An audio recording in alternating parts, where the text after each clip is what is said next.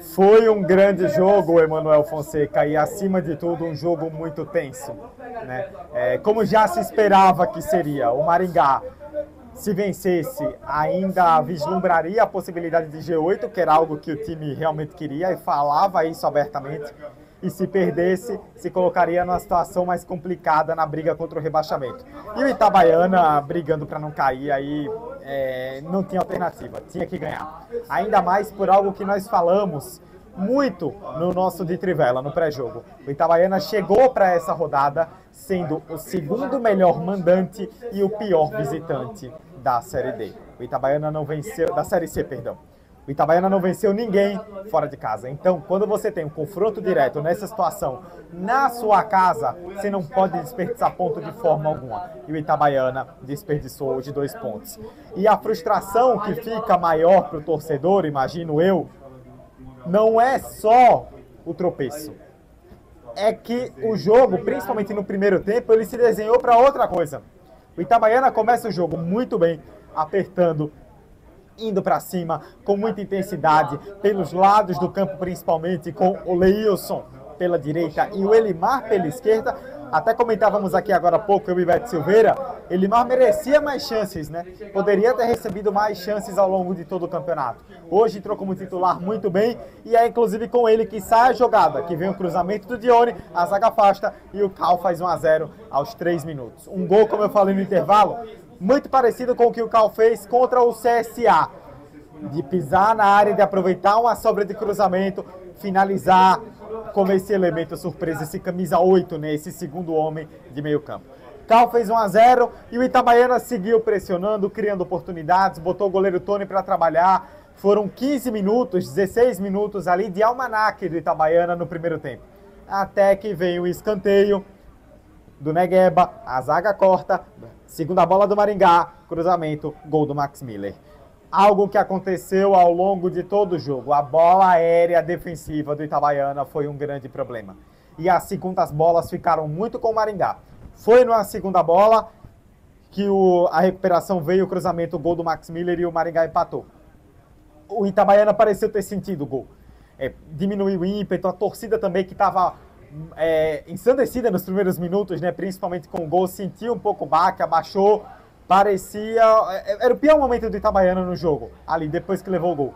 Aí, aos 36, uma cobrança de lateral. A bola chega no Jackson, que para mim fez um bom jogo. Ele fez pivô o jogo inteiro, só que o Itabaiana teve essa dificuldade para aproveitar. Numa que aproveitou a assistência do Jackson, o Leilson ganha no corpo, finaliza, faz 2-1.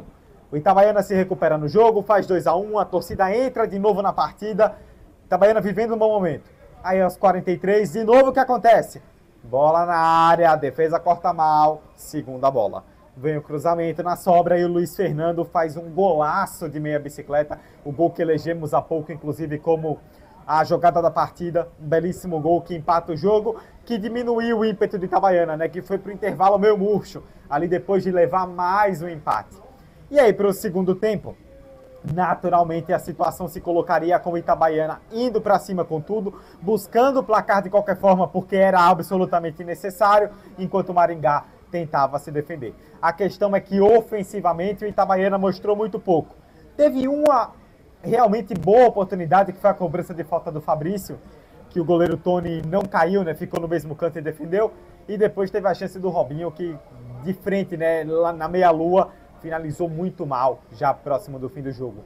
O Maringá, nas estocadas, nos contra-ataques que teve, foi muito perigoso. Teve pelo menos 3 ótimas oportunidades e o goleiro Léo acabou sendo o grande destaque, né? A gente falou aqui, nós elegemos o Léo como o melhor em campo justamente por isso, porque não fosse ele no segundo tempo, o Maringá teria virado o jogo, sem dúvida alguma. O Léo foi um grande destaque.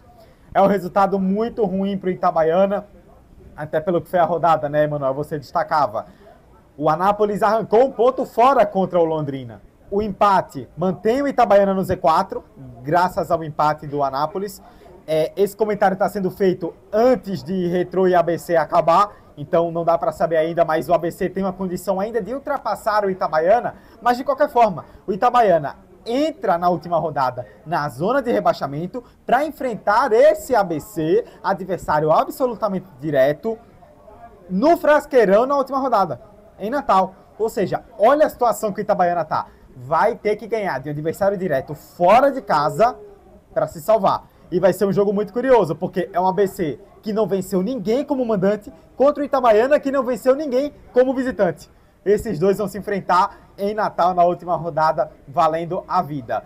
Para o Itabaiana fica uma frustração muito grande por não ter convertido o resultado na sua casa, algo que vinha fazendo de maneira consecutiva e agora se coloca em péssimos lençóis. Mas eu sigo, para poder amarrar e encerrar, Emanuel, o que Beto Silveira falou há pouco.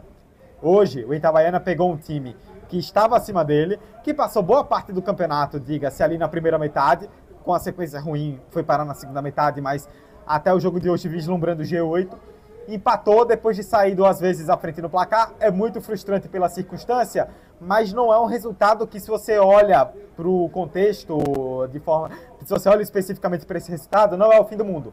Mas o Itabaiana se complicou muito contra adversários com os quais não podia desperdiçar ponto. Eu vou retomar aqui a estatística. Nesse momento aqui em que estamos fazendo pós-jogo, o Itabaiana é o 17º. O 16º é o Anápolis, 18º ABC, 19º Retrô, 20º Tombense. Nesse momento. Ou seja, desses 5 últimos, o Itabaiana obviamente não enfrenta ele mesmo. Dos 4, ele ainda vai enfrentar o ABC. Os outros 3 ele já enfrentou. Ele não ganhou de ninguém.